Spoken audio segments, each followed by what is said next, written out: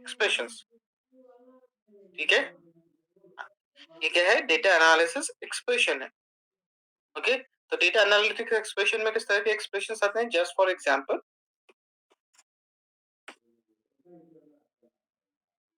हमको revenue evaluate करना है, तो रेवेन्यू के लिए फॉर्मूला क्या होता है? Unit multiply unit price. ठीक है, ये एक एग्जाम्पल है कि किस टाइप के एक्सप्रेशंस हम लिखते हैं। ठीक है, तो अब हमारे पास दो तरह की कैलकुलेशन।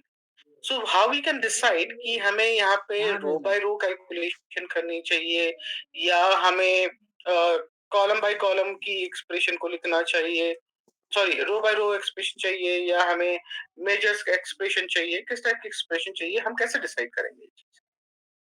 अब देखिए, रो बाय रो एक्सप्रेशन कब होती है? जब हमें पता है कि हमारा जो एलिमेंट है वो दूसरी टेबल में एक से ज्यादा बार हो सकता है, और हो सकता है वहां पर उसकी वैल्यूज वेरी कर रही हैं। ठीक है, सो जस्ट फॉर एग्जांपल, मैं एक शीट ऐड कर लेता हूं। Suppose I am having a table is called product table. Okay, और सेकंड है हमारे पास सेल्स टेबल।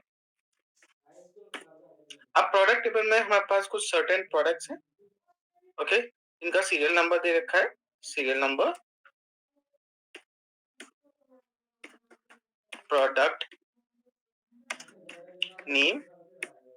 अब थर्ड फील्ड है हमारे पास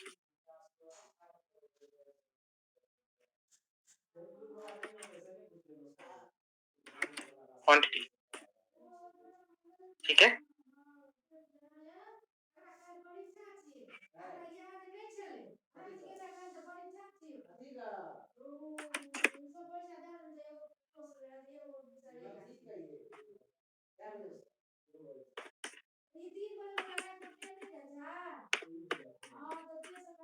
आज प्रोडक्ट है, प्रोडक्ट 1,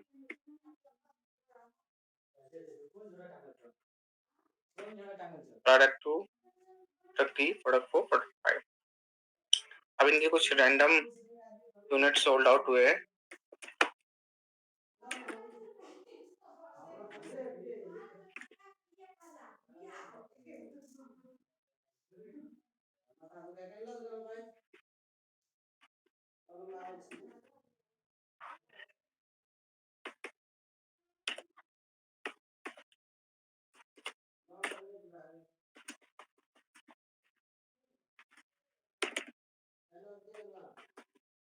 ठीक है, क्वांटिटी दे रखी है, सेल्स हुई है, तो यहाँ पर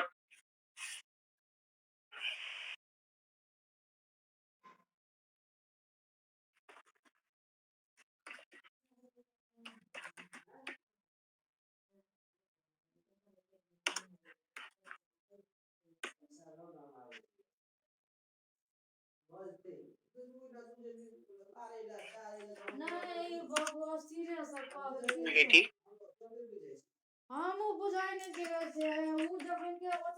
प्रोडक्ट आईडी।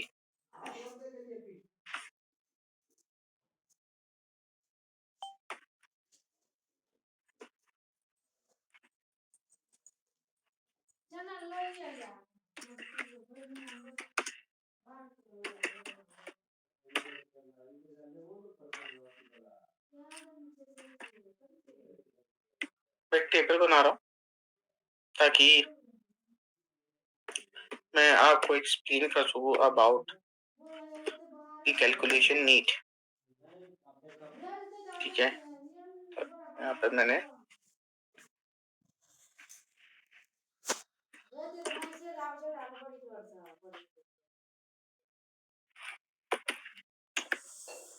कहाँ जा लिया? नहीं जा लिया।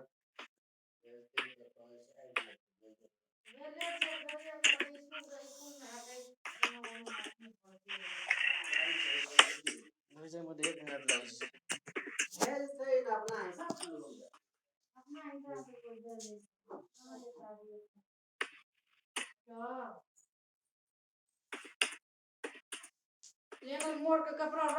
अब देखिए, यहाँ पर ये 2 टेबल है।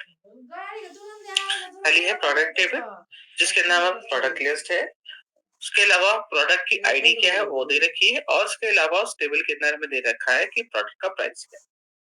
सेकंड हमारे पास सेल्स टेबल है, और सेल्स टेबल के अंदर हमारे पास क्या दे रखी है कि सेल्स की आईडी क्या है, प्रोडक्ट कौन सा सेल आउट हुआ प्रोडक्ट आईडी से हमें पता लगेगा, और क्वांटिटी उसकी कितनी सेल आउट हुई है वो हमें पता लगेगा। अब अगर हमें ये फिगर आउट करना हो कि जो प्रोडक्ट सेल आउट हुआ है ना, जो प्रोडक्ट सेल आउट हुआ है वो प्रोडक्ट कौन सा है, क्या उसकी कितना रेवेन्यू जनरेट हुआ। अब देखिए, एक पॉसिबिलिटी तो ये कहती है कि प्रोडक्ट का प्राइस फिक्स होगा, बट कई बार ये चीज वेरी करती है, डिपेंड्स ऑन द लोकेशन। ये हमारा लोकेशन का था एक्स लोकेशन का था, ठीक है। और सिमिलरली हमारे पास एक प्रोडक्ट टेबल और है, जहां पर हमको दे रखा है वाई लोकेशन का डेटा, ठीक है। वाई लोकेशन का डेटा दे रखा है।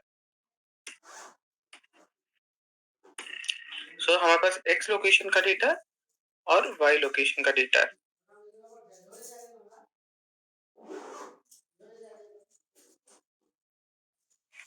ठीक है। वाई लोकेशन का डेटा दे रखा है। वाई लोकेशन के डेटा में मे भी हो सकता है कि प्राइस के अंदर कुछ वेरिएशन हो, लाइक एंड बिटवीन 100 to 150,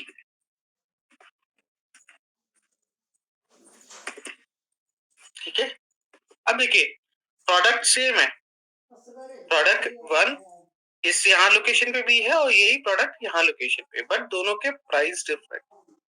तो जो सेल्स हुई है वो किस लोकेशन की हुई है और किस उसका प्राइस क्या है, ये मैटर करता है। तो अगर इस केस में हम एग्रीगेट कैलकुलेशन करते हैं, ऐसे केस में हम अगर एग्रीगेट कैलकुलेशन करते हैं तो मे भी हो सकता है कि हमारे प्रोडक्ट का सही प्राइस ना मिले। या मैंने कहा कि मुझे अगर रेवेन्यू आइडेंटिफाई करना है कि how much total revenue is going done, कितना रेवेन्यूज आया, तो एक तरीका तो ये है कि भाई मैं सारे यूनिट्स का सम कर लूं, जितनी यूनिट सोल्ड आउट हुई है और प्राइस का सम कर लें, इन दोनों का मल्टीप्लिकेशन कर लें। बट इनका आंसर करेक्ट नहीं होगा। क्यों नहीं होगा? क्योंकि अलग अलग प्रोडक्ट का अलग अलग प्राइस है और उनकी डिफरेंट क्वांटिटी सोल्ड आउट हुई है। तो हम ये नहीं कह सकते कि जो प्रोडक्ट 27 रुपए का है या जो प्रोडक्ट 26 रुपए का है उसका प्राइस सिमिलर है उस प्रोडक्ट के प्राइस के जो प्रोडक्ट का प्राइस 66 है। दोनों के प्राइस में वेरिएशन है। तो जब वेरिएशंस मिलते हैं किसी प्रोडक्ट की वैल्यू में, तो हम वहां प्रेफर करते हैं कि इनकी कैलकुलेशन रो बाय रो हो। दैट मींस प्रोडक्ट प्राइस का प्रोडक्ट क्वांटिटी के साथ, ताकि हमें एक्यूरेट रिजल्ट मिले। ऐसा एग्जांपल के लिए समझते हैं, इस प्राइस प्रोडक्ट प्राइस को मल्टीप्लाई करें, ठीक है, या इस क्वांटिटी को हम मल्टीप्लाई करें उस प्रोडक्ट प्राइस के साथ जो उसकी है, तो रो बाय रो कैलकुलेशन हुआ। ये कैलकुलेशन कैसा है? एक रो का दूसरी रो के साथ, ठीक है। तो यहाँ पर इस टाइप की कैलकुलेशन जब रो बाय रो प्रोसेस होता है तो उसको हम कॉलम्स कैलकुलेशन कहते हैं। जब ये कैलकुलेशन एग्रीगेट मोड में होगा, मतलब एक फील्ड का सम को हम दूसरी फील्ड के सम के साथ मैथमेटिकल ऑपरेशन परफॉर्म करेंगे, then we will get a aggregate mode. तो ये है row by row, this is row by row, row by row. और यहाँ पर आपका आ रहा है मेजर्स कैलकुलेशन, ये मेजर्स कैलकुलेशन है। समझ में आया? ये चीज समझ में आई? कॉलम्स कैलकुलेशन क्या होता है, मेजर्स कैलकुलेशन क्या होता है? गुड।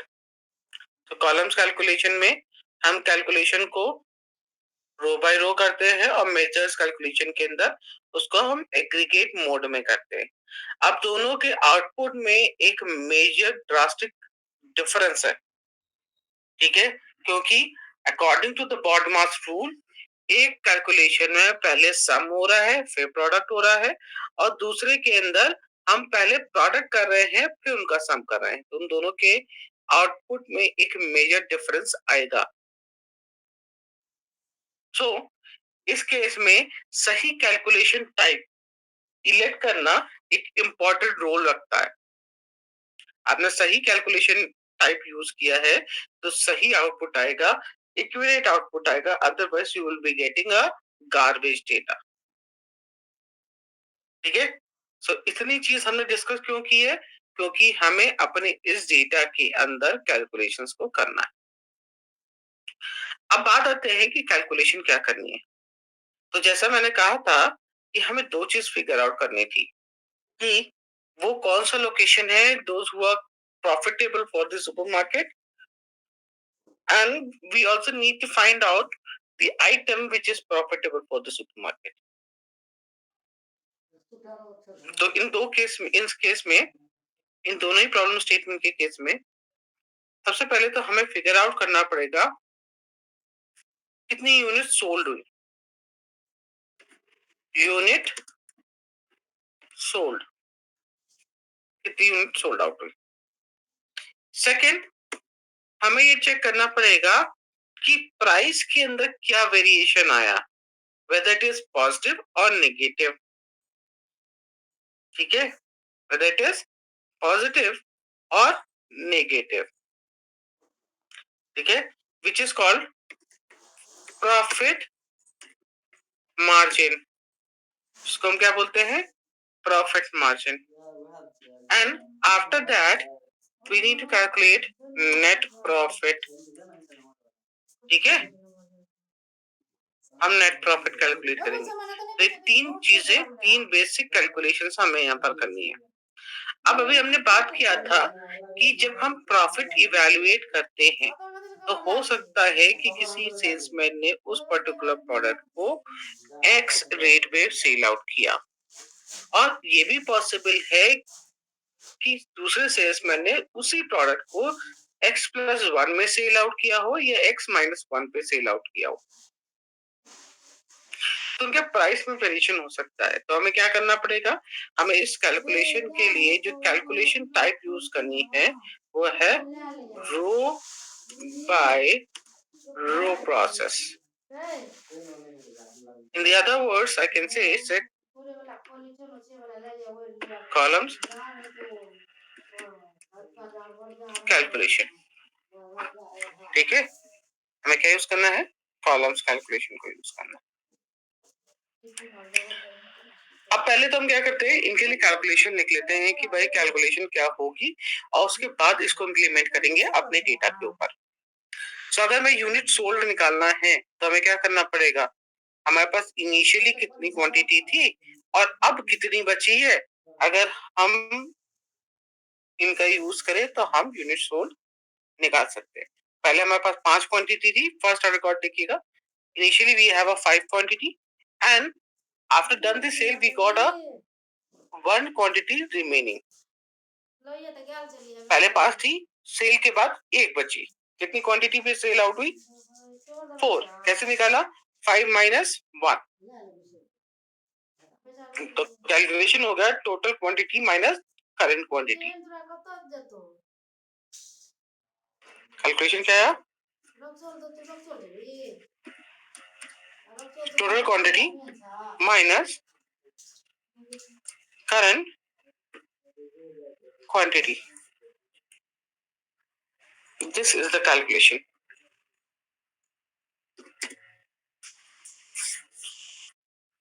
ठीक है, सेकंड, प्रॉफिट मार्जिन के लिए कैलकुलेशन क्या होगी? प्रॉफिट मार्जिन का कैलकुलेशन होता है cost price minus, sale price minus cost price. जितने में बेचा हो उसमें से जितने में खरीदा है कॉस्ट प्राइस को माइनस कर देंगे तो हमें अपना प्रॉफिटेबल स्टेट पता लग जाएगा। तो फॉर्मूला होता है वैसे तो cost price minus sales price.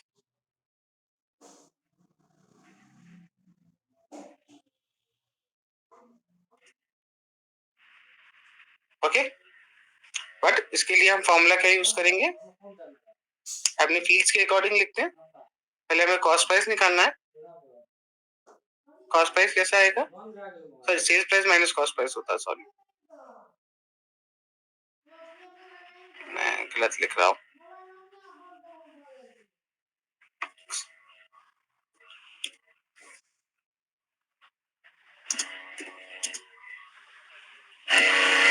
Cost price अपनी फील्ड को लिखते हैं। पहले हम पर यूनिट कॉस्ट निकालेंगे प्रोडक्ट की, तो यहाँ पर आएगा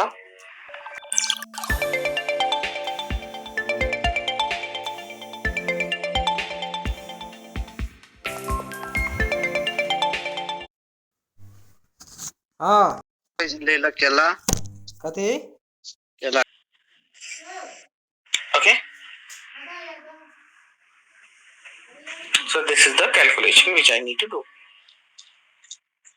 सर ये नेट प्रॉफिट जरूरी है कि हमेशा नेट प्रॉफिट होगा, नेट लॉस भी हो सकता है। क्या हो सकता है, नेट लॉस, नेट लॉस हो सकता है, नेट प्रॉफिट हो सकता है, डिपेंड कि आप प्रॉफिट निकाल रहे हैं या लॉस निकाल रहे हैं, है ना। डोंट यू इसमें केवल नेट प्रॉफिट क्यों नहीं ले रहा, नेट प्रॉफिट क्यों आ रहा है इसमें, मतलब ले रहा है। अरे प्रॉफिट मार्जिन निकालते हैं ना, नॉर्मली उस फील का नाम प्रॉफिट मार्जिन होता है, इसलिए नेट प्रॉफिट निकालते हैं। प्रॉफिट मे बी पॉजिटिव या नेगेटिव, प्रॉफिट वर्ड जो है वो पॉजिटिव भी हो सकता है, नेगेटिव भी हो सकता है। तो यहाँ पे हम लोग नेट प्रॉफिट की जगह नेट लॉस भी तो लिख सकते हैं, अगर नेट लॉस आपका पॉजिटिव नहीं हो सकता ना। अच्छा हाँ, नेट लॉस आपका पॉजिटिव नहीं हो सकता, तो उसके अंदर पॉजिटिव वैल्यू कैसे लिखेंगे, इसलिए प्रॉफिट लिखा है। ठीक है, ये समझ में आ गया आपके लिए। हमें कैलकुलेशन को करनी है, मैं दोनों तरीके से कैलकुलेशन आपको दिखाऊंगा, ठीक है, through measures and through columns calculation. सबसे पहले किसी भी डेटा को इवैल्यूएट करने से पहले हमें ये चेक करना होता है कि क्या ये डेटा कंप्लीट है। अभी अगर नोटिस करें, so this particular table is not complete. Okay, in the end two fields are empty which we need to evaluate. तो evaluate कर लेते हैं। टेक्स्ट मंथ निकालना था, already we have a date, comma इसमें से वैल्यू क्या चाहिए, वो वैल्यू डिफाइन करी, bracket close. As you know, text function is used for formatting the data. मैंने इसको फॉर्मेट कर दिया और मैंने बता दिया कि खाली मंथ नंबर को प्रिंट करना है। Target it. In the same way, हमें मंथ नेम को इवैल्यूएट करना है। Again, I'm going to use same function.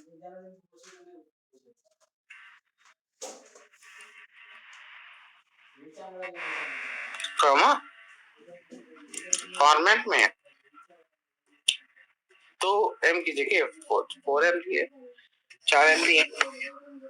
So when I give a 4m here, it's help me to evaluate month name instead of month number. ठीक है, see this is the output. Select करेंगे,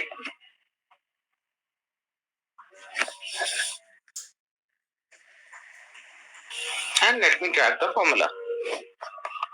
When I drag the formula here, I'm getting all the values. So my table is complete.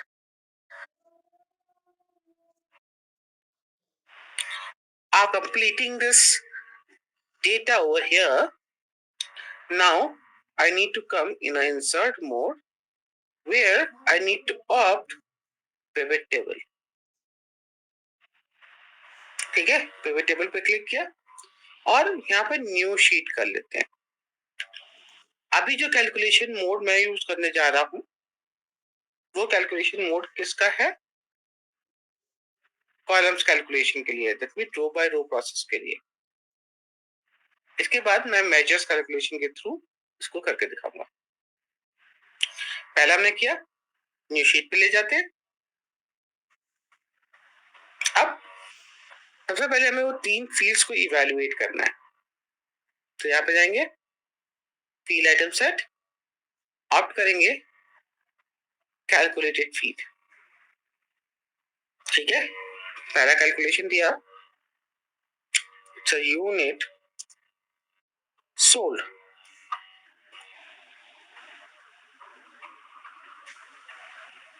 Unit sold का calculation क्या है? Formula देते हैं unit sold का। उसका फॉर्मूला है total quantity minus current quantity. Initially कितना था और अब कितना बचा।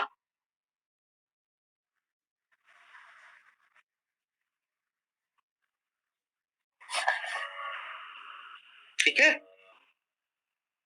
इनिशियली कितना था और अब कितना बचा। तो हमने यहाँ पर सिंपली इस कैलकुलेशन को दे दिया।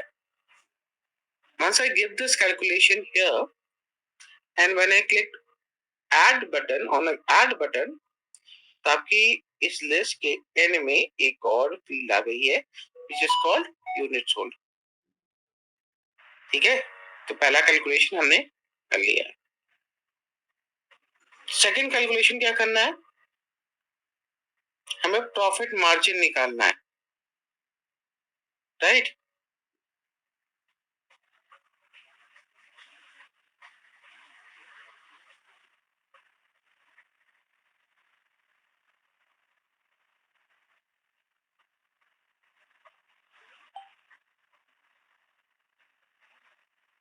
Okay,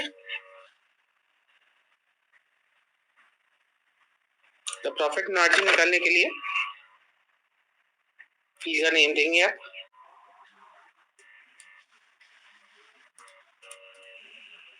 profit margin calculation equals to bracket start current price divided with current quantity bracket close minus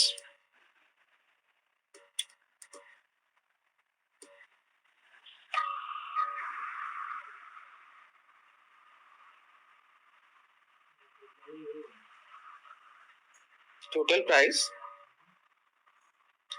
divided with total quantity bracket close, and this is a calculation for profit margin। अब दो चीज हमने calculate कर लिया, पहला unit sold one निकाल लिया और दूसरा प्रॉफिट मार्जिन निकाल लिया। अब हमने प्रॉफिट मार्जिन इवैल्यूएट किया है, ऐड बटन पर क्लिक किया तो यहाँ पे देखिए प्रॉफिट मार्जिन भी ऐड होके आ गया। ठीक है, अब थर्ड हमें चीज निकालनी है, नेट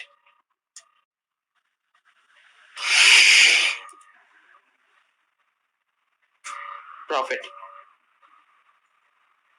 नेट प्रॉफिट का कैलकुलेशन क्या है?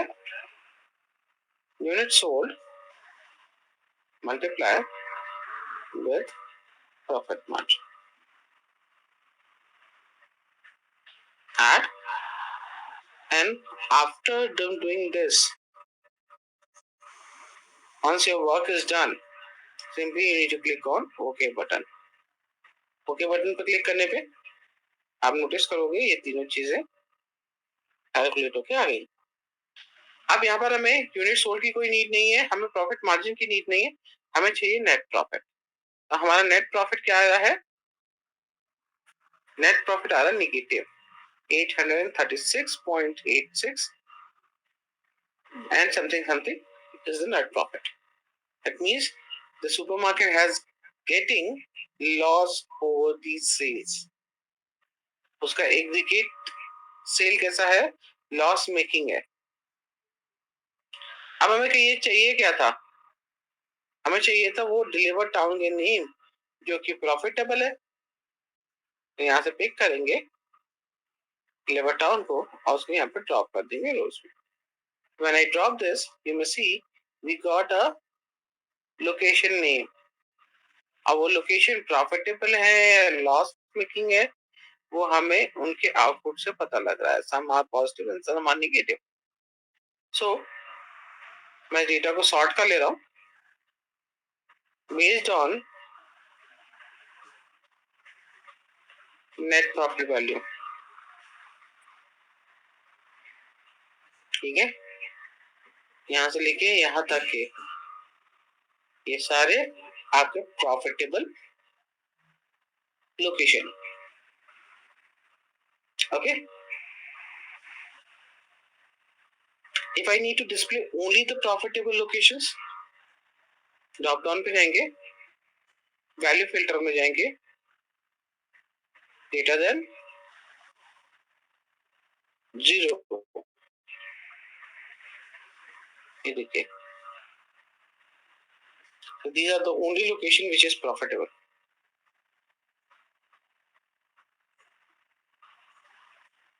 ठीक है,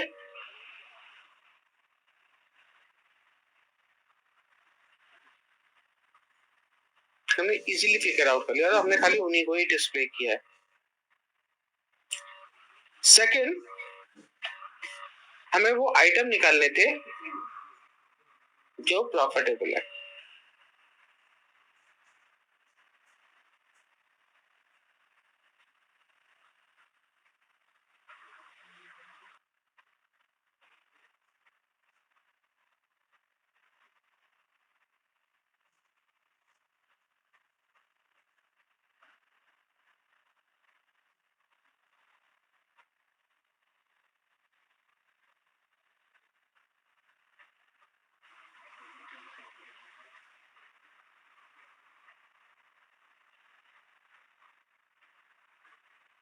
ओके,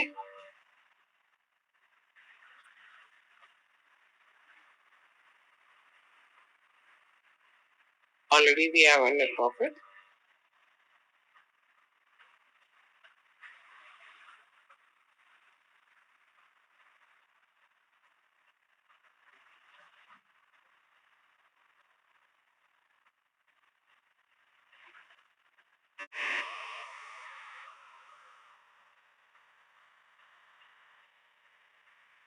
आइटम टाइटल आ गए, यहाँ पे मोर पे जाएंगे, descending order, and on the basis of net profit I want to arrange this data and I need to filter out only those elements which contain a profit more than 0.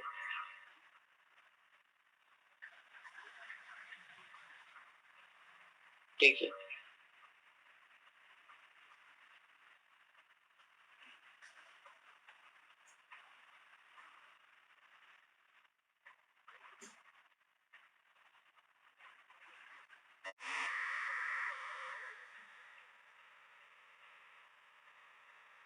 Fine, कितना clear है?